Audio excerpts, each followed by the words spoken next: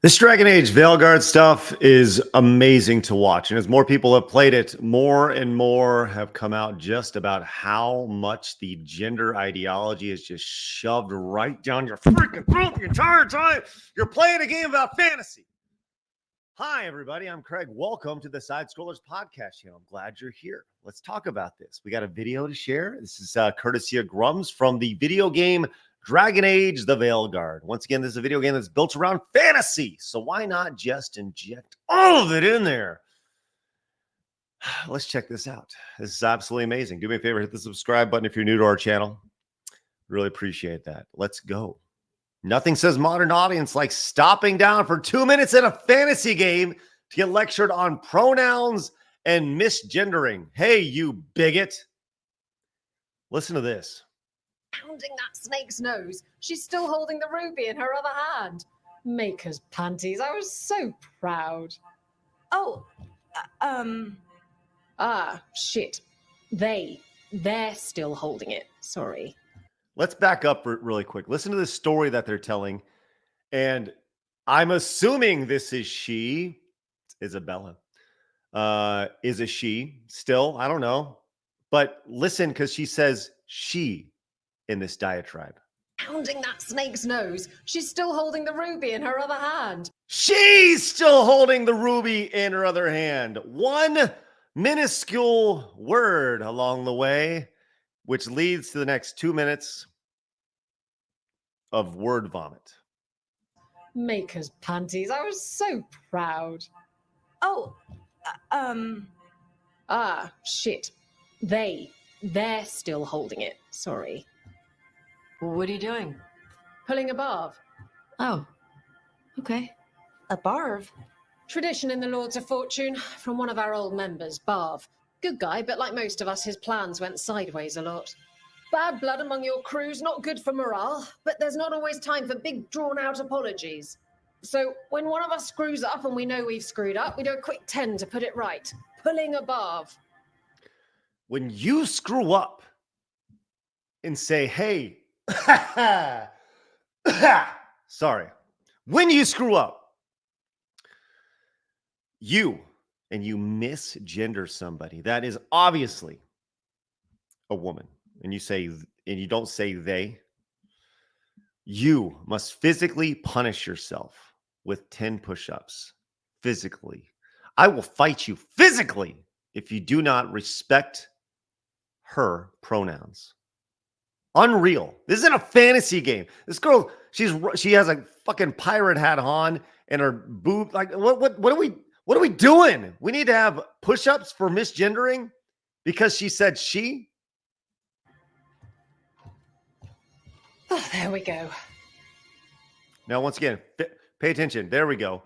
Maybe we should use it. Self-improvement and exercise. Oh, let's talk. You're improving yourself. You're improving yourself by doing this, by saying they, singular person.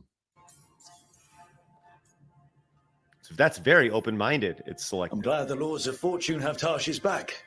Oh, Tarsh isn't the first non-binary member of the Lords.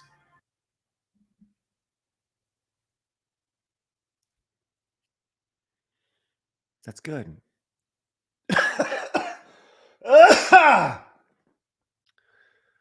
That's great. Let's hear all about him. Can't wait. Can't wait. Really? It was a little before your time, but Horlicks was one of ours. Huh. Bastard looked better than I did in a dress or pants. And Well, of course you did. Of course they, them did. Fantasy game. Dragons. Scale armor here. Pirate hats. Shoulder armor. What? Huh. Bastard looked better than I did in a dress or pants. And out of them, too. That's sexual, you see, because she's implying that she slept with they, them, he, her, ./org. Why not just apologize? Any reason you can't just apologize? Sometimes people say, oops, sorry, and hope that fixes it. But they just want to get the whole thing over with. Trust me, I know. But pulling a barb, You sweat a little. Makes you think about it a little more. Shows the other person you mean it. What if they mean it when they say they're sorry, though? That's not good enough, damn it!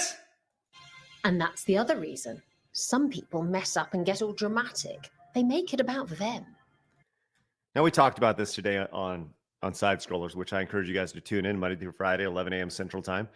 We're live talking about all this insanity in the video game world and all this. The fact that I can do a 2-hour show every day about this is insane. With that said, look at what's said here. The other reason some people mess up and get all dramatic and make it all about themselves.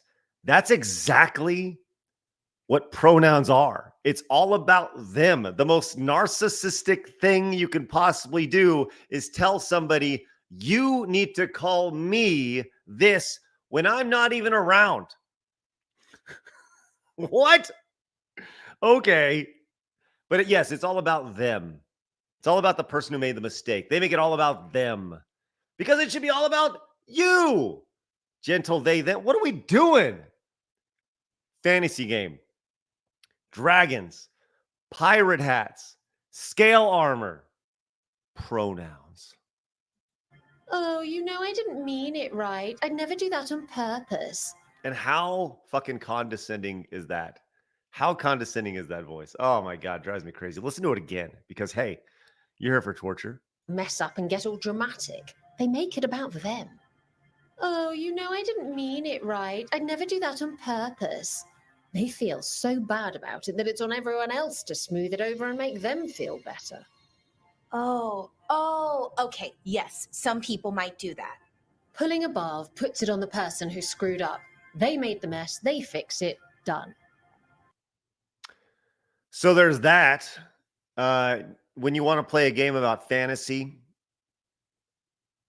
dragons, mystical creatures, scale armor, adventure, Dragon Age Veilguard's got you covered. But hey, that doesn't sound like the Dragon Age that I know. Well, this clip comes from Endymion, courtesy of Christina Tasty, who follows me over on X. Thank you very, very, very much for that, Christina. Let's check this out. It says, this clip comes courtesy of Christina Tasty and shows how much BioWare has changed from what Grum shows in his earlier Dragon Age Veilguard clip to compare to before. That's the clip that I just showed. The clip, this was from Grum's, which I quote tweeted. It says, Sten from Origins outright states women cannot be men. Even confirms women do not fight in the Canary either. Veilguard is propaganda created by BioWare wearing the skin suit of a company we loved. I'm talking to devs who have worked there or still do. Endymion has insiders all over the place. Great channel. Make sure you guys go check it out. And he brings the receipts, which is great. More on my video tomorrow. But no, this is not Dragon Age, and it's sad to see. Let's just see what Dragon Age used to look like in Origins. In Kunadar, Krem would be an Akunathak. That's what we call someone born one gender but living like another. A person is born, Gunari or human or elven or dwarf. He doesn't choose that. The size of his hands, whether he is clever or foolish, the land he comes from, the color of his hair, these are beyond his control. We do not choose, we simply are. And Kunari don't treat those Akun people any differently than a real man. I don't understand. You look like a woman. Why would women ever wish to be men? That makes no sense. Women are Correct. priests, artisans, shopkeepers, or farmers. They don't fight. In Kunadar, Think about how base that statement is. Why would women want to be men, right? Well, unfortunately, oftentimes it's men who want to be women, which we're going to get to in just a second, who happen to be the people who write this stuff. Women don't want to be men, right? We've seen this a lot where people have transitioned and they say, oh, being men is so lonely. It's hard to make friends as a man. Men live differently than women. I don't understand how this has become a controversial statement over the past years. Like I said, you're 18 years old. You do whatever you want to do, right? I can still think you're weird for doing so. And people say, oh, you're homophobic, transphobic. No, you do what you want to do. Here's the thing. I actually have sympathy for you. I have empathy for you. I want to help you, right? Because there's clearly something that's gone on in your brain that some sort of mental health issue. You had some sort of abuse when you were a kid, whatever it may be, that has led you down this path. And I'm sad. I want to help you. But instead, you get jobs at BioWare. So speaking of that, let's go to Savvy over here and let's take a look at this thread she has here. She has a glimpse of the people who are super quirky and talented writing for Dragon Age Veilguard. And this was tweeted out yesterday. This is from Laura Kate Dale, which the best way to tell everybody you're a woman is by putting two women names in your name.